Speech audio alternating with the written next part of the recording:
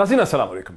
नाज़रीन, आज वफाकी हुकूमत ने यह फैसला किया कि साबिक वज़ीर आज़म नवाज शरीफ साहब को एब्सकॉन्डर करार दे दिया जाए, क्योंकि वो जिन टर्म्स एंड कंडीशंस पे बरतानिया इलाज के लिए गए थे वहाँ से नहीं आए, उन्होंने अपनी मेडिकल रिपोर्ट्स नहीं भेजी हैं।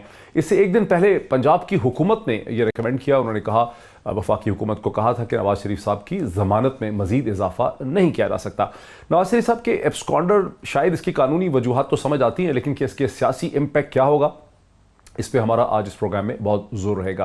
लेकिन इससे पहले कि हम इस मेन मौजू की तरफ चलें, मैं थोड़ा सा आपके सामने डिस्क्राइब कर दूं कि अब से कोई तकरीबन 2 घंटे पहले वज़ीर आज़म पाकिस्तान जनाब इमरान खान साहब ने एक बहुत ही पुरवकार तकरीब में इस्लामाबाद में, एक ऐसी तकरीब जिसमें ना सिर्फ उनकी तमाम कैबिनेट थी, सियासी और समाजी शख्सियात थी, बल्कि तीनों सर्विस चीफ्स भी वहाँ पर मौजूद थे। बहुत बड़ी तादाद में ऑफिसर्स माफ़ कीजिएगा ऑफिसर्स भी वहाँ पर मौजूद थे सर्विसेज के। वहाँ पर प्राइम मिनिस्टर इमरान खान ने 26 फरवरी के हवाले से कहा कि जिस तरह से पाकिस्तान ने हिंदुस्तान को रिस्पॉन्ड किया था वो एक पुख्ता और एक मैच्योर कौम की निशानी थी। साथ ही उन्होंने दुनिया से ये अपील की कि भारत में जिस तरह से मुसलमानों पे हमले हो रहे हैं और भारत और हिंदुस्तान जिस रास्ते पर चल निकला है, ये एक बहुत ही ख़तरनाक रास्ता है और इससे वापसी जो है उन्हें लगता है कि ये बहुत मुश्किल होगी।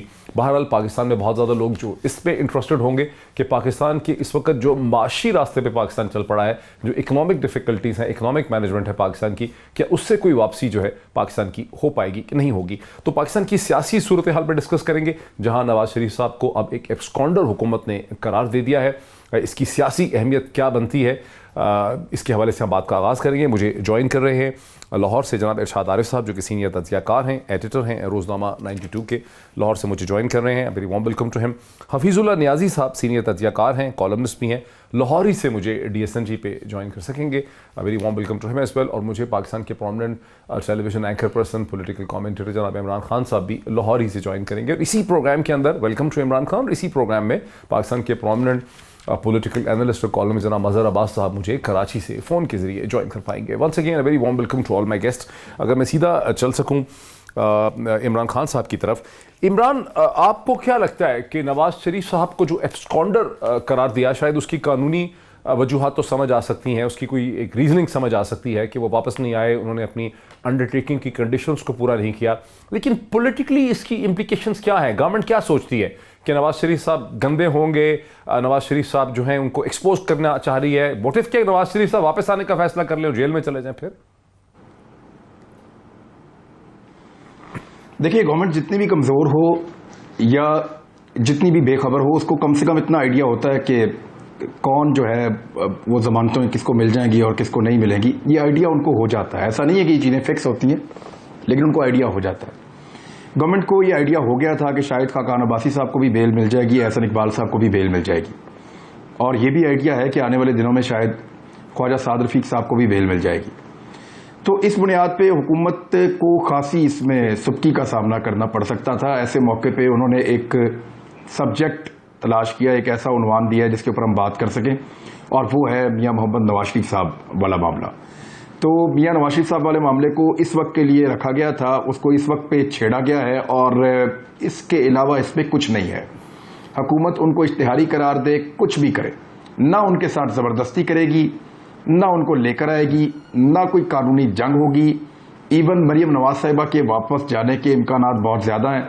शहबाज शरीफ साहब पाकिस्तान वापस आ जाएंगे, मियां नवाज शरीफ साहब फिलहाल पाकिस्तान वापस नहीं आएंगे।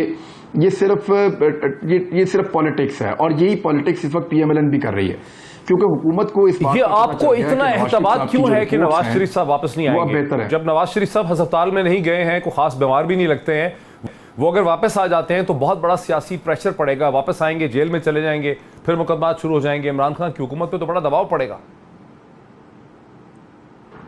नवाज शरीफ साहब को वो पॉलिटिकल रोल अभी मिला नहीं जो मिलने के बाद वो एक्टिव होते हैं। जब उन्हें वो पॉलिटिकल रोल ऑफर किया जाएगा, उनको वो रोल मिल जाएगा, तो उसको एक्ट करने के लिए वो आ जाएंगे। उससे पहले वो पाकिस्तान नहीं आएंगे, यहाँ पे उनका कोई इंटरेस्ट एज सच नहीं है। मरियम नवाज साहिबा वरना शोर मचा रही होती हैं और हालात किसी और तरह के होते। हालात और PMLN की बॉडी लैंग्वेज, खासतौर पे जो शरीफ खानदान है, वो खुद बता रहे हैं, और जो सोर्सेज से खबरें आ रही हैं वो भी ये है कि इस वक्त सारा फोकस ये है कि मरियम नवाज साहिबा चली जाएं। देखें, नून लीग की बात नहीं कर रहा मैं, शरीफ खानदान की बात कर रहा हूं। उनको पता है कि नवाज शरीफ साहब की जो इस वक्त रिपोर्टें अगर वो शेयर की इस हुकूमत के साथ, तो वो रिपोर्टें क्योंकि ठीक हैं, बेहतर हैं पहले से, तो मियां नवाज शरीफ साहब को बहुत पॉलिटिकली गंदा करेगी हुकूमत इस वक्त। और हुकूमत को भी ये पता है कि उनको आर्टिफिशियली उनकी बहुत सारी चीजें वहां कंट्रोल कर दी गई हैं। अगर अब वो रिपोर्टें हुकूमत के हत्थे आ जाती हैं तो वो काफी देर तक एक डाइवर्जन लगा सकेंगे और तवज्जो जो है वो नवाज शरीफ साहब के ऊपर रख सकेंगे, लोगों की, अपोजिशन की और मीडिया की।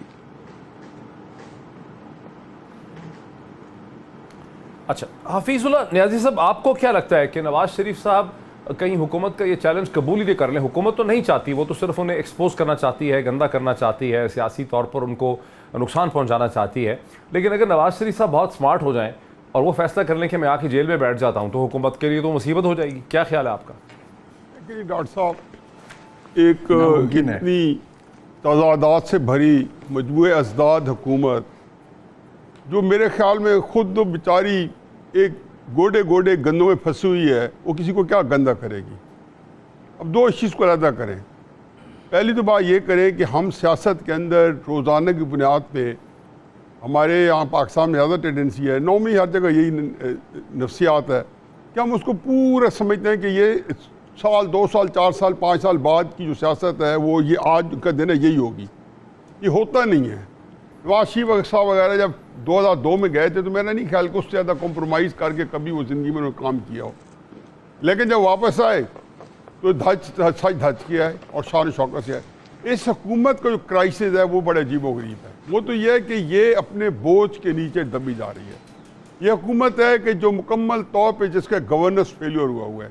ये हुकूमत है कि जिसको कहना चाहिए कि हुक्मरानी निज़ाम जो है वो पूरा कोलैप्स हुआ है।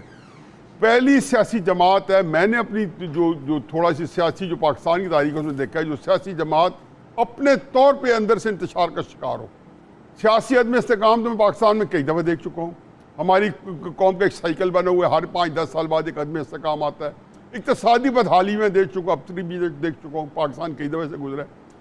लेकिन जो गवर्नेंस कोलैप्स है, और वो भी एक शदीद किस्म का गवर्नेंस कोलैप्स, मुझे या 71 की याद दिलाता है या आजकल हो रहा है।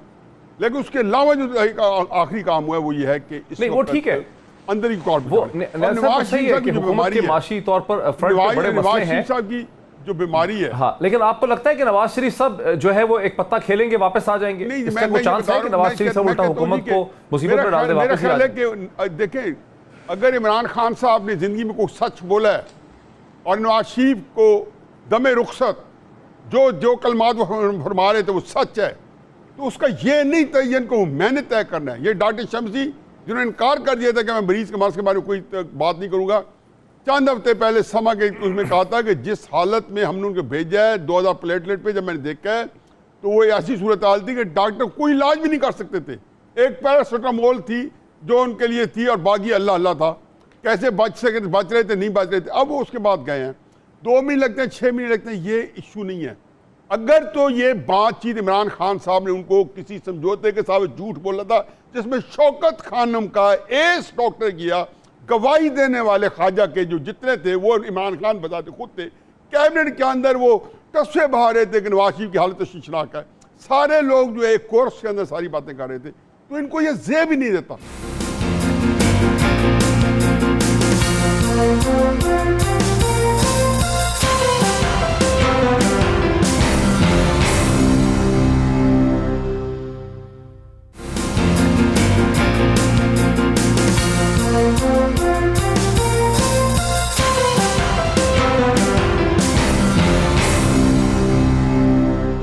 मज़हर अब्बास साहब, थैंक्स फॉर ज्वाइनिंग मी।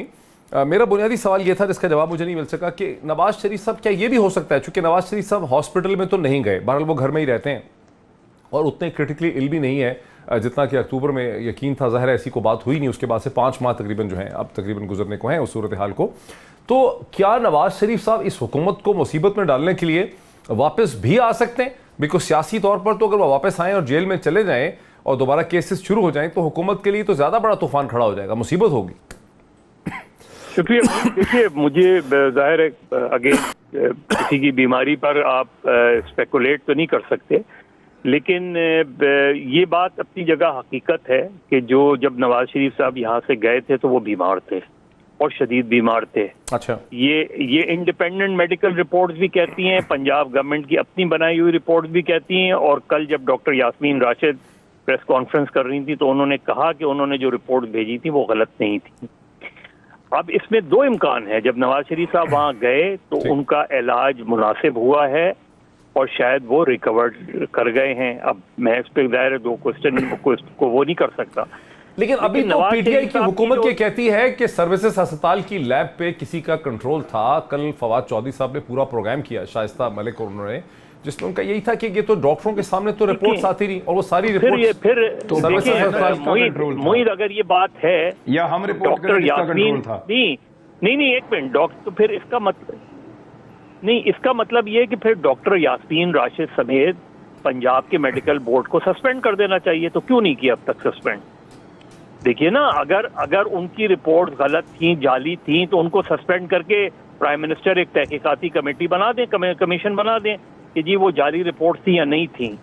तो दूसरी बात ये कि देखिए, नवाज शरीफ साहब जेल में कंफर्टेबल नहीं होते, वैसे तो कोई भी नहीं होता, लेकिन नवाज शरीफ साहब उस तरह के पॉलिटिकल प्रिजनर नहीं हैं जो जेल को बहुत अच्छी तरीके से झेलने की सलाहियत रखते हैं। और ये मैं सन 2000 की वो कर रहा हूँ, और उनके जो लोग वहाँ उनसे मिलने जाते थे, मैं उनको कोट अनकोट करके कह रहा हूँ कि नवाज शरीफ साहब कंफर्टेबल नहीं। वो जो सवाल रह जाता है उधर ही, क्या नवाज शरीफ साहब ये पत्ता खेल सकते हैं कि वापस आ जाएं? अगर वापस आ जाएं नवाज शरीफ साहब, तो ये तो हशर हो जाएगा हुकूमत का। नहीं, नवाज शरीफ साहब देखिए, नवाज शरीफ साहब मेरे अपनी जाती उसमें नवाज शरीफ साहब वापस आएंगे। कब आएंगे ये मैं नहीं कह सकता, लेकिन वापस अगले चंद महीने में इसलिए भी उनका आना लाजमी है कि अगर वो नहीं आए तो उनके खिलाफ एक्स पार्टी डिसीजन हो जाएगा जो उनकी अपील पर है। तो अगर वो एक्स पार्टी डिसीजन हो गया तो नवाज शरीफ साहब की जो एक आखिरी उम्मीद है अपील में उनकी सजा की मौतली की, वो खत्म हो जाएगी। अच्छा। फिर तो नवाज शरीफ साहब एस्टैब्लिश कन्विक्ट हो जाएंगे।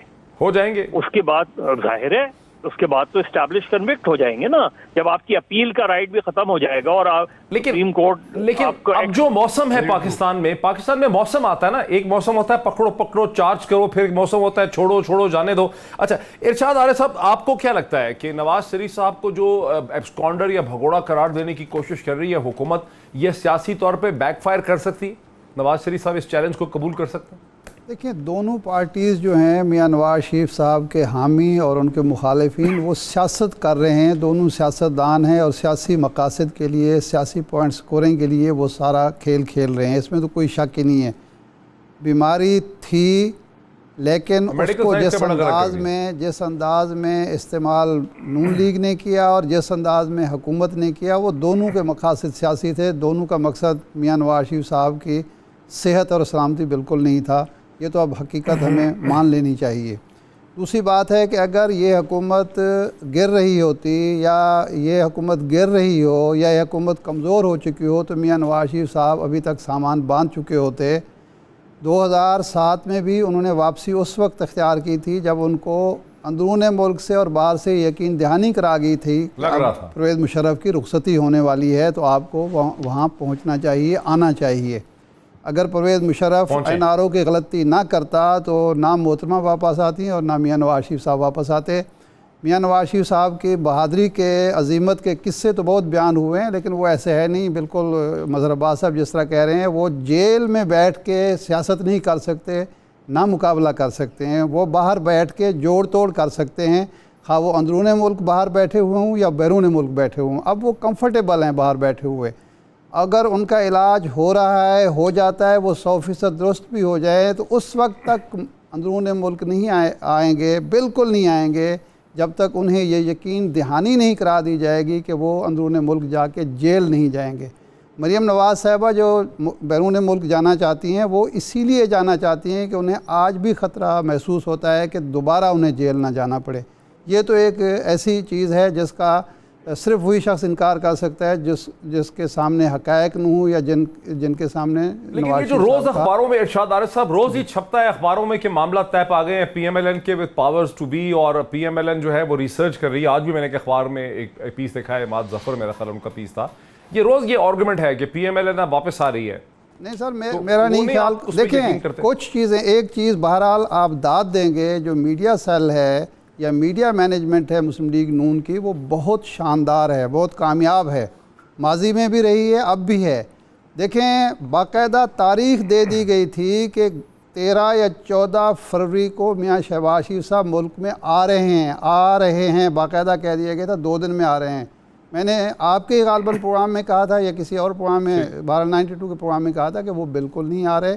अब 15 मार्च की तारीख दी जा रही है। शहबाज शरीफ साहब भी उस वक्त आएंगे जब उन्हें ये बाकायदा यकीन होगा कि वो मुल्क में आकर कोई किरदार अदा कर सकते हैं और वो जेल नहीं जाएंगे। ये बिल्कुल आप मैं पूरे यकीन से ये बात आपको कह रहा हूँ, वो भी उस वक्त आएंगे। यहाँ तक मामला है, यहाँ उनके मुकदमात का मेरा ख्याल है वो प्ली लेंगे अपील में भी कि जी सेहत तो ये खराब है, वापस नहीं आ सकते। करार देने से फिर इतना थोड़ा सा एक ब्रेक से पहले चंद सेकंड में कमेंट कर देना कि एब्सकॉन्डर कमेंट देने में पीटीआई की हिकमत अमली क्या है, ये क्या हासिल करना चाहते हैं? पीटीआई की हुकूमत अपने कारकुन को मुतमैन रखना चाहती है या उन लोगों को मुतमैन रखना चाहती है जो इस बात से नाराज़ हैं कि मियाँ नवाज शरीफ साहब मुल्क छोड़कर चले गए और किसी को कानो कान खबर न हुई या खान साहब की मिली भगत से चले गए।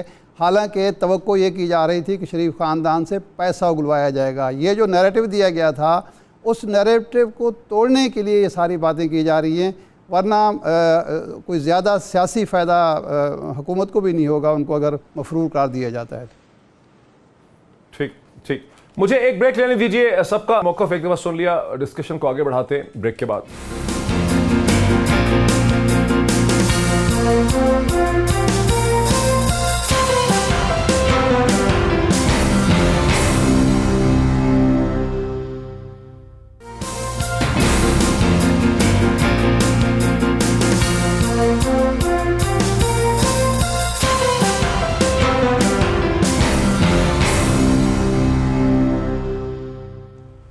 नाज़रीन वेलकम बैक। मैं सीधे चलता हूँ television anchor person Imran Khan साहब की तरफ। इमरान खान साहब, अब से थोड़ी देर पहले आरिफ निज़ामी साहब के प्रोग्राम में जहाँ पंजाब के इंफॉर्मेशन मिनिस्टर जनाब रियाजुल हसन चौहान साहब जो थे वो मौजूद थे, वहाँ चौहान साहब ने ये कहा कि गुज़िश्ता 1-2 दिन में विक्रम सूद जो हिंदुस्तान की रिसर्च एंड एनालिसिस विंग के फॉर्मर हेड हैं, कॉलमनिस्ट हैं, ऑब्जर्वर फाउंडेशन में एडवाइज़र हैं इस वक्त, उन्होंने लंदन में कोई 1 घंटे की नवाज शरीफ साहब से मुलाकात की है जो कि शहबाज शरीफ साहब ने करवाई है। और बाकायदा उन्होंने डिटेल्स दी कि एक दरवाजे से आए, दूसरे दरवाजे से निकले। एक बहुत बड़े टेलीविज़न चैनल को उन्होंने कोट किया कि उनके रिपोर्टर्स ने वहाँ देखा, वो सारा कुछ रिपोर्ट किया। ये आपको क्या समझ आती है कि नवाज शरीफ साहब क्यों करेंगे मुलाकात विक्रम सूद से? उनकी इयादत करने आएंगे या कोई स्ट्रेटेजिक डिस्कशन करना चाहते होंगे? क्या आपको समझ आती है? देखें, ये बड़ा सीरियस एलिगेशन है और इसको हवा में जाने नहीं देना चाहिए। फयाजुल हसन चौहान, मैंने गलत कह दिया, रियाजुल हसन चौहान, फयाजुल हसन चौहान। मैं ठीक, फयाजुल हसन चौहान साहब ही बड़ा सीरियस एलिगेशन है और एक जिम्मेदार पोस्ट, एक जिम्मेदार सीट है उनके पास, फयाजुल हसन चौहान साहब के पास उनकी तरफ से लगा है। अब इसमें उन्होंने तो अपना एलिगेशन लगा दिया, यानी वो इसके ऊपर खड़े हैं। अब दूसरी जानिब PMLN है, वो इस पर कैसे रिस्पॉन्ड करती है ये बड़ा ज़रूरी है। और अगर तो ये मामला है तो हुकूमत को फौरी तौर पे इसके ऊपर नोटिस लेते हुए इस मामले की फर्दर इंक्वायरी भी करनी चाहिए। देखें, PMLN पाकिस्तान की एक बड़ी पॉलिटिकल पार्टी है। उस बड़ी पॉलिटिकल पार्टी को आज भी मियां मोहम्मद नवाज शरीफ साहब हेड कर रहे हैं। मैं ज़ाती तौर पे मियां नवाज शरीफ साहब को जितना जानता हूं, मैं उनको गद्दार या इंडियन नवाज कहने के हक में बिल्कुल नहीं हूं। मोदी का यार एक पॉलिटिकल नारा था, लोग लगाते थे, लेकिन मैं समझता हूं कि वो भी गलत है, ज्यादती है, नहीं होनी चाहिए। पाकिस्तान का कोई पॉलिटिकल आदमी पाकिस्तान का गद्दार नहीं हो सकता, ये सोच, यानी मेरा दिल नहीं मानता कि ऐसा हो। अब अगर ये चीज है तो एलिगेशन बड़ा सीरियस है। अगर तो ये झूठा इल्जाम लगाया तो फिर फयाजुल हसन चौहान साहब की पकड़ होनी चाहिए, और अगर ये इल्जाम ठीक है तो इसकी बाकायदा इंक्वायरी होनी चाहिए और हकायक कौम के सामने आने चाहिए। ये बड़ी संजीदा बात है और बड़ी सीरियस डिस्कशन इसके ऊपर होनी चाहिए। मैं यहां पे आपको कंफर्म नहीं कर सकता ऐसा हुआ या नहीं हुआ, और फयाजुल हसन चौहान साहब सिर्फ एक मीडिया रिपोर्ट के ऊपर ये नहीं कह सकते, उनके पास जरूर कोई ना कोई इंफॉर्मेशन होगी। ठीक, जी बिल्कुल। मैं हफीजुल्लाह नैल साहब, फयाजुल हसन चौहान साहब ने, मैं उनको सुन रहा था, उन्होंने ये कहा कि मीडिया रिपोर्ट्स में उन्होंने एक बहुत बड़े चैनल का नाम लिया। मैं उसका नाम नहीं ले रहा, लेकिन ऑलमोस्ट समझें कि पहले टॉप के 1-2 चैनल्स हैं पाकिस्तान के, उसमें वो आता है। मतलब इन टर्म्स ऑफ व्यूअरशिप पहले 3 चैनल्स में, और उन्होंने कहा कि मेरे पास अपने एज इंफॉर्मेशन मिनिस्टर अपने सोर्सेज से भी मुझे पता है कि ये मीटिंग हुई है। अब विक्रम सूद जो है वो बड़े एक्टिव मेंबर हैं हिंदुस्तान की स्ट्रेटेजिक कम्युनिटी के, क्या आप समझते हैं कि PMLN को बड़े खुल के इसकी वजाहत करनी चाहिए कि ऐसी मीटिंग हुई है, अगर हुई है तो क्या वजूहात थी, या नहीं हुई है तो फिर फयाजुल हसन चौहान साहब को पकड़ना चाहिए? वो कहते हैं पाकिस्तान में हमेशा कोई ना कोई दौर गुजरे हैं, कि कोई जमहूरियत या कोई नीम जमहूरियत, कोई डिक्टेटरशिप। इस दौर के बारे में कहते हैं एक मिजाहिया दौर है। मैं तो बिल्कुल उनके बयान क्या उनके नाम को कभी किसी वक्त भी संजीदगी से डॉक्टर साहब लेने पर तैयार नहीं, माजरत के साथ। मैं नज़दीक उनकी जो साख है, क्या साख है, वो एक चैनल को भी कोट कर रहे हैं, बहुत बड़े चैनल को, अदब चैनल की तो जिम्मेदारी बनती है ना एहतराम के साथ सर। वो चैनल इसके बाद ये जो गेम होती है चैनल ना, को कोट कर रहे हैं डॉक्टर साहब, ये जो गेम है चैनल को कोट कर रहे हैं, ये गेम इसके बारे में हमारी पाकिस्तानी कौम जो है, इसके बड़े बड़े दानिश्वरों को हमें ये समझ नहीं आती। नवाज शरीफ साहब के बारे में पिछले चंद महीने पहले आर्मी चीफ साहब हमारे जो हैं, उन्होंने कोई हमारे दानिश्वरों के साथ एक मीटिंग में कहा, उन्होंने कहा जी नवाज शरीफ इतना मुहब्बत वतन जितना मैं हूँ। अब वहाँ पे बड़े पाकिस्तान के सीनियर दानिशवर बैठे हैं। अब ये मुलाकातें होती हैं, जो जिंदल आ गया। अब जिंदल क्या है, जिंदल मुशर्रफ के वक्त से आज तक बैक चैनल डिप्लोमेसी में है। अब ये हम बहुत ज़्यादती करते हैं कि अगर मुझे आप डॉक्टर साहब कहें कि न्याई साहब ये मेरा काम कर दें, आप ये मुलाकात करें, इनको इंगेज करें। ये जो मोदी जाती उम्र आया है, तो ऐसे नहीं हो कि मोदी ने सोचा कि मैं आ गया हूँ तो आप आ गए हैं। ये इसके लिए पूरा एक होमवर्क होता है, इंडिया की साइड पे, हमारे साइड पे भी, फिर वो आगे जाती उम्र आता है। ठीक। लेकिन हमारे यहाँ एक बड़ी अजीबो-गरीब किस्म की हम जो है ना एक्सपीडियंसी दिखाते हैं, कॉम्प्लेसेंसी दिखाते हैं, वेस्टर्न इंटरेस्ट होते हैं, हम उसको तोड़ मोड़ के पेश करते हैं। हम ये चीज़ सारी चीज़ें ऐसी हैं कि हर बंदे का एक पहले सर इंटरवेंशन की माजरत, 2 चीजें ना, आपने कहा कि नियाज़ साहब थोड़ा सा सवाल तो रेज करने दे। आपने कहा कि फयाजुल हसन चौहान क्रेडिबल शख्स नहीं है, उसने एक बहुत बड़े टेलीविजन चैनल का जिसकी इंग्लैंड के अंदर बहुत ज़्यादा व्यूअरशिप है उसकी बात की है, जिस चैनल को आसानी से स्यू किया जा सकता है बरतानिया के अंदर गलत खबर के ऊपर। तो एक तो ये बात है। तो फिर अगर वाकई मुलाकात हुई है, जैसे आप कह रहे हैं कि कोई मसलहत हो सकती है, आखिर मुलाकातें हो जाती हैं बड़े सियासी लीडर्स की, तो PMLN को एक्सप्लेन तो करना चाहिए कि नहीं करना चाहिए सर? मैं ये मेरा सवाल, करना चाहिए ना सर?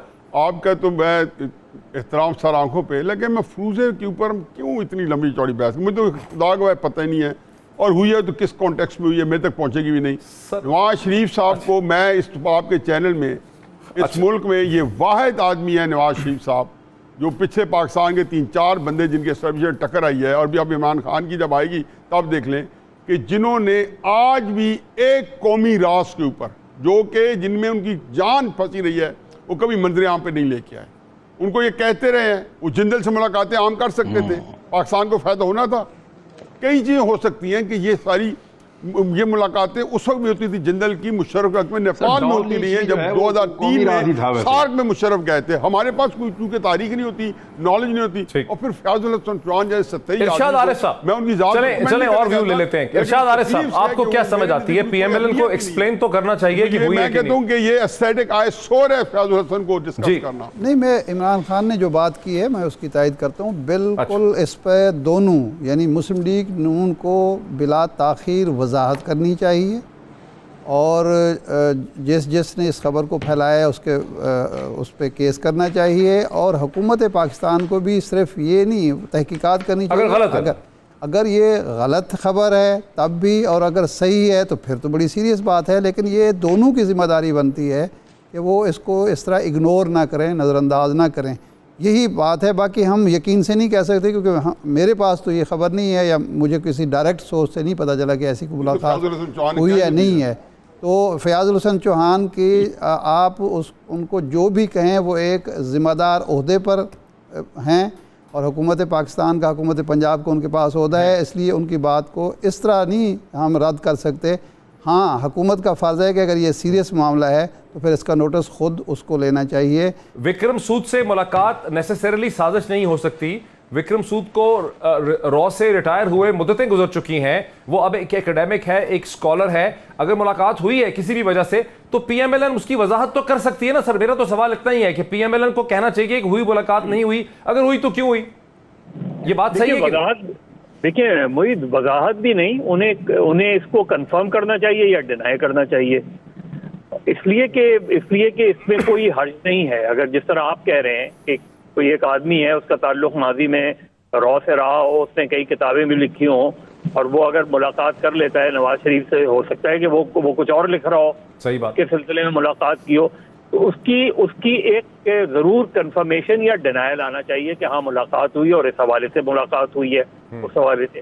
बाकी माजरत के साथ इरशाद आरिफ साहब से कि नैब और इस पे गद्दारी, रावलपिंडी कॉन्स्पिरेसी केस से आज तक हम सिर्फ लोगों को गद्दार ही डिक्लेयर करते रहे हैं, मुहिब्बे वतन डिक्लेयर नहीं करते रहे हैं हम लोगों को। तो नैब के लीडर्स को ये कहना कि जी वो सियासी तौर पे जो है वो मुकदमा खत्म हुआ था, तो कायम भी तो सियासी तौर पे हुआ था। जो मुकदमा सियासी तौर पे ख़त्म किया गया सियासी वजूहात की बिना पे, ये इराकी एम्बेसी से असला बरामद करने की बुनियाद पर आपने पूरी 2 गवर्नमेंट्स को ख़त्म कर दिया था। तो मेरा ख्याल है ये भी हमारे यहाँ, क्योंकि बहुत जल्दी हम सर्टिफिकेट दे देते हैं गद्दारी के भी, और फिर सियासी मसलहतों की बुनियाद पे वो मुकदमा कायम भी होते हैं और ख़त्म भी होते हैं। ये तो हमारी तारीख। नाज़रीन, ये आपने सुन लिया, इस पर मजीद हम बात करते हैं। वैसे थोड़ा सा ये कि फैज़ल हसन चौहान साहब को कहना चाहिए था कि वो रॉ का हेड था, इंडियन एजेंट तो अजीब सी बात लगती है। ब्रेक बहरहाल एक लेते हैं और ब्रेक के बाद डिस्कशन को आगे बढ़ाते हैं after the break.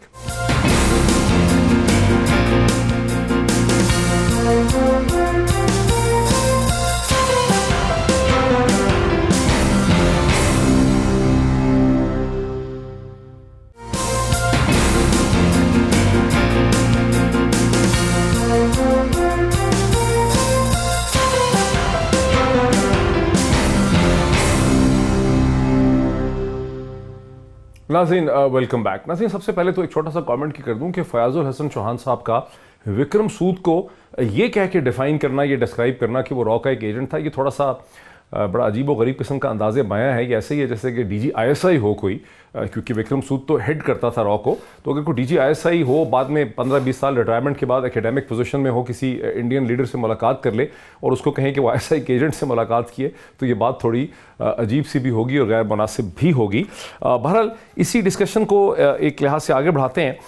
Imran Khan साहब, मैं अगर आपकी तरफ आ सकूं, जब बात की मज़हर अब्बास साहब ने और इरशाद आरिफ साहब के दरमियान जो बातचीत हो रही थी हवाले से कि सियासी बुनियादों पे केसेस बनते हैं गद्दारी के और फिर सियासी बुनियादों पे ख़त्म हो जाते हैं, वहाँ तक तो चले बात समझ आती, लेकिन पाकिस्तान में तो जितने भी करप्शन के केसेस भी बने हैं वो भी बाद में सारे ख़त्म हो जाते हैं। फॉर इंस्टेंस, एग्जाम्पल के तौर पर, बाकी सबको छोड़ दें, अब तो क्या ये हकीकत नहीं है कि 2 साल पहले कराची में बहुत से गरीब लोगों के बैंक अकाउंट्स में से जो है करोड़ों रुपए निकले, 45 करोड़, 30 करोड़, 40 करोड़, 20 करोड़, कहीं चाय वाले के, कहीं ख्वांचे वाले के, और वो एक बहरहाल ये सवाल तो है कि वो पैसे कहाँ से आए, 40 करोड़ 45 करोड़ जो हैं उसका ओरिजिन क्या है, वो करोड़ों अरबों रुपए कहाँ से आए। अब हम देख रहे हैं कि वो केसेस भी खत्म होते चले जा रहे हैं। तो पाकिस्तान में तो ऐसा लगता है कि पाकिस्तान का जो सारा निज़ाम है गवर्नेंस का, इसमें चीजों को किसी मंतकी इंजाम तक ले जाने की कैपेसिटी या सलाहियत ही नहीं है। ये मेरा सवाल है आपसे। देखिए, एक पंजाबी की मिसाल है कि आटा गूंदते हुए हिलती क्यों है, आटा गूंदी है तो हिलती क्यों है। ये मिसाल बड़ी सादिक आ जाएगी, अभी मैं आपको आगे जाके बताता हूं कैसे।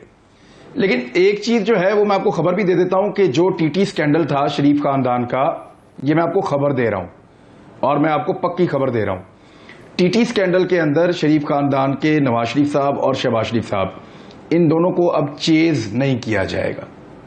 इन दोनों के पीछे, इनकी फैमिलीज के पीछे अब भागा नहीं जाएगा। केस पड़े रहेंगे, उसी तरह पड़े रहेंगे, इनको चेज नहीं किया जाएगा, मजीद चीजें नहीं ढूंढी जाएंगी। जो लोग नैब की मदद कर रहे थे उन्होंने मदद करनी बंद कर दी है और नैब भी अब उसके अंदर कोई इतनी भागदौड़ नहीं कर रहा, उनको भी इंस्ट्रक्शन मौजूद हैं। ये तो ले लें आप मेरे से खबर। अब मैं आपको अर्ज करता हूं कि एक्चुअली हुआ क्या इमरान खान के साथ। ठीक, इमरान खान साहब एहतसाब करना चाहते थे, करना चाहते हैं, ये एक रियलिटी है।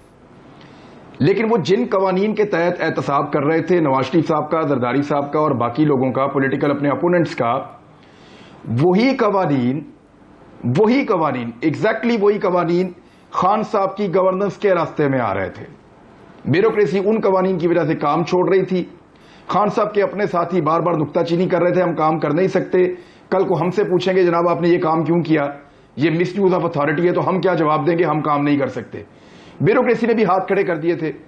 अब ये जिस तो एक अलग किस्म कहानी के है। मुकदमात इमरान खान साहब के अपोनेंट्स पे बने हुए थे, मैं बता रहा हूं ना कि इमरान खान मजबूर हुआ, उसने वो कवानीन ऑलमोस्ट खत्म कर दिए।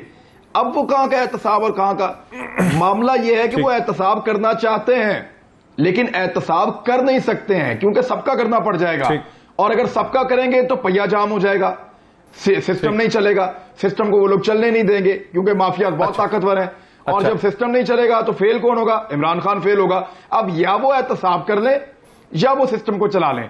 जरदारी साहब बहुत समझदार आदमी, उन्होंने एक बात कही थी, उन्होंने कहा एहतसाब और इकोनॉमी एक साथ नहीं चल सकते, और ये इतनी सही बात थी। दो जुमले जरदारी साहब के बड़े तगड़े हुए हैं, एक उन्होंने ये जुमला बोला था और एक उन्होंने कहा था 2018 में कि ये जो इलेक्शन था ये आरओज इलेक्शन था। ये दोनों बातें उनकी बिल्कुल सही साबित हुई। 13 में यहाँ 18 में। अच्छा, ये मेरे साथ रहे मजहर, थोड़ा सा इमरान दूसरी तरफ चले गए। मजहर, मेरा सवाल ये है कि कुछ चीजें फैक्ट्स भी तो होते हैं ना, कहीं कत्ल होता है, कहीं रेप होता है, कहीं किसी का बम फटता है। पाकिस्तान में तो जो करप्शन के इल्जामात लगते हैं, बाद में हम कहते हैं ये सियासी बुनियादों पे बने, आखिर इन बैंक अकाउंट्स में से करोड़ों अरबों रुपए निकले, उसके ऊपर एक जॉइंट इन्वेस्टिगेशन टीम बैठी, उसने सस्पिशियस फाइनेंशियल ट्रांजैक्शंस को ट्रेस किया, उसके ऊपर रिपोर्ट लिखी, फैक्ट्स इकट्ठे किए। बाद में ये होता है कि भाई ये रिपोर्ट कानून के कायदे में नहीं बनी, फला सेक्शन ये कहता था इसको ऐसे बनाना है, इन्वेस्टिगेशन करने से पहले ऐसे अप्रूवल करना था। जैसे हम देखते हैं अदालतों में पूछा जाता है कि ये किसकी परमिशन से ये आपने कर लिया ये इन्वेस्टिगेशन। तो ये इस किस्म के मामलात में जो सच्चाई है, जो हकीकत है, वो तो खत्म हो जाती है। आखिर ये जो फेक अकाउंट्स है उसकी तह के ऊपर तो एक हकीकत थी ना मजहर, वो हकीकत का क्या हुआ? बिल्कुल थी डॉक्टर साहब। देखिए, मैंने आज इस पे कॉलम भी लिखा है। देखिए, अगर कोई ये कहे कि इस मुल्क में करप्शन नहीं हुई है तो वो झूठ बोलता है। कोई ये कहे कि पाकिस्तान में पॉलिटिकल लीडरशिप इसमें इंगेज नहीं रही है तो वो झूठ बोलता है। पाकिस्तान में कोई ये कहे कि नौकरशाही इसमें इन्वॉल्व नहीं है तो वो झूठ बोलता है। कुछ एरियाज ऐसे हैं जो नो गो एरियाज हैं, जहां आप टच ही नहीं कर सकते। करप्शन वहां भी हुई और मैसिव करप्शन हुई है वहां भी। प्रॉब्लम कहाँ हुई है? इमरान खान साहब से गलती कहाँ हुई है? देखिए, इमरान खान साहब से गलती ये कि वो आते ही जज्बाती अंदाज में उन्होंने कहा कि पॉलिटिकल ओपोनेंट्स जिनके खिलाफ सीरियस चार्जेस हैं उनको फौरन गिरफ्तार करवाया जाए किसी न किसी हवाले से। उन्हें सबसे पहले देखना चाहिए था कि नैब का जो कानून है उसमें कौन कौन किस किस तरह गिरफ्त में आ सकता है और इस कानून को और ज्यादा सख्त कैसे किया जा सकता है। उस वक्त उनके पास बड़ी पॉलिटिकल सपोर्ट थी अगर वो उस चीज को, और फिर उसके बाद वो शोर शराबा नहीं करते। जिस तरह हम कहते हैं ना, हमने कराची में बहुत भुगता है ये कि एक कत्ल होता है उसके ऊपर 100 कत्ल डाल दिए जाते हैं, हालांकि एक कत्ल की सजा मौत होती है, 100 कत्ल की सजा भी एक ही मौत होगी उसमें। तो हमारे यहाँ जो सबसे बड़ी प्रॉब्लम रही है, और इसमें भी मैंने आज उसमें लिखा है कि जिस शख्स से मेरी बात हुई है उसने कहा, देखिए, एक तरफ अगर फर्ज करें खरब की 1 खरब 2 खरब 3 खरब की करप्शन है और आपके पास नैब के पास लॉयर है जिसकी मुश्किल से आप अगर फीस देंगे तो मुश्किल से 5-10 लाख रुपए देंगे। दूसरी तरफ वो 1 करोड़ वाला वकील खड़ा होता है। 2 तरह के वकील होते हैं। एक वो वकील होता है जो मुकदमा देख के कहता है कि आप मुकदमा जीत तो नहीं सकते, लेकिन ये मुकदमा मैं 5 साल लटका जरूर सकता हूं।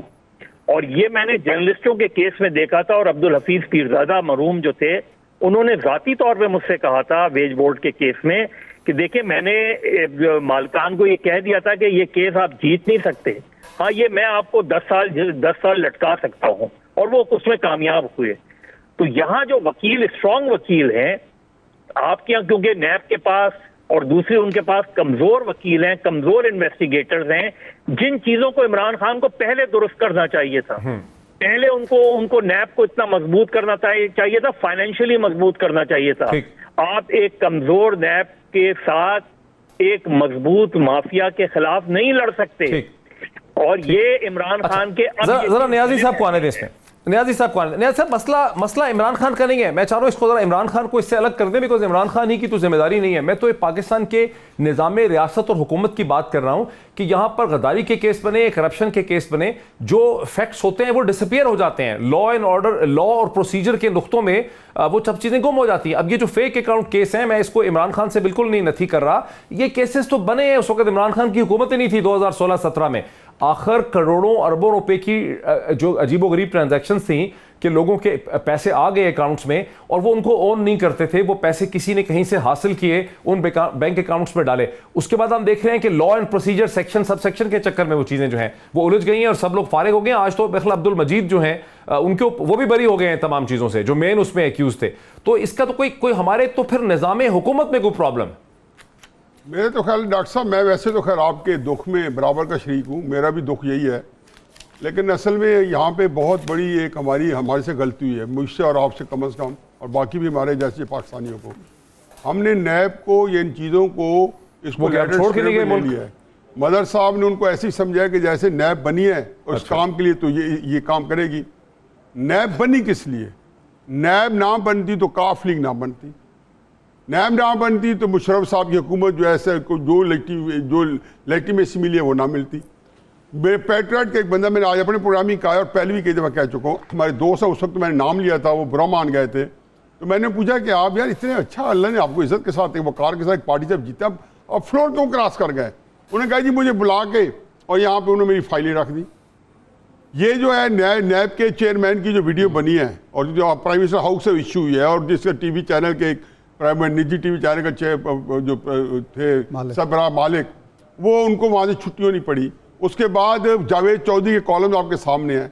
उसके बाद अरशद जज की जो वीडियो है वो तो मैंने तो नहीं बनाई, 2005 में नवाज शरीफ ने नहीं बनाई, वो इमरान खान ने तो नहीं बनाई, लेकिन उसकी वीडियो बनी वो 2005 की बनी हुई है। और ये वीडियो, ये फाइलें, ये नैब, इन्होंने अगर ये 2018 का इलेक्शन करना था, जो नैब से आपने काम चाहा उन्होंने डिलीवर किया है। वगरने जो नैब का ये काम जो है वो आप हमारी गलतफहमियाँ है कि वो मुल्क में वो करना चाहते हैं। 250 मिलियन पाउंड जो है बरतानी गवर्नमेंट ने एक पाकिस्तानी बिजनेसमैन से रिकवर करके हमारे हवाले किया, और ये ऐसा रिकवरी यूनिट जो कम बनाया हुआ है अकबर शहजाद, जिसके वो खुद बंदा नैब के हवाले करे तो पता बच पाएंगे या नहीं बच पाएंगे, वो लेने से इनकारी है, उसको मानने से इनकारी है, उसका जिक्र करने से इनकारी है। हम उसको बात ही नहीं करते क्योंकि ये है हमारी टोटल औकात, ये आपकी हकीकत है। तो आप क्यों अपने आप को, मेरा ख्याल है कि हम एक खुद फ्रेबी का शिकार है या अपने आप को रखना चाहते हैं क्योंकि स्ट्रेस हलकान क्यों कर रहे हैं, लाइफ को ज्यादा एंजॉय करते हैं। तो हमारा काम यही है, क्या करें, हमारी जॉब यही है। इरशाद आरिफ साहब, अगर इससे एक आखिरी बात, इरशाद आरिफ साहब, योर लास्ट कमेंट देखिए। इरशाद आरिफ साहब, अगर जब हम, हाँ जरा रुके ना, इरशाद आरिफ साहब को आने दीजिए। इरशाद आरिफ साहब, हम इमरान खान को या नैब को लाके चीजें कंफ्यूज कर देते हैं। मैं पाकिस्तान के पूरे निजाम रियासत की बात कर रहा हूं कि कहीं कत्ल तो होता है, 5 साल के बाद फैसला ये होता है कि इस आदमी ने कत्ल नहीं किया, तो वो कत्ल तो हुआ था ना। हम तो किसी चीज के मंतकी इंजाम तक पहुंच नहीं पाते। फेक अकाउंट्स हो, कत्ल हो, गद्दारी का केस हो, कुछ प्रॉब्लम है बड़ा अजीबोगरीब सा पाकिस्तान का।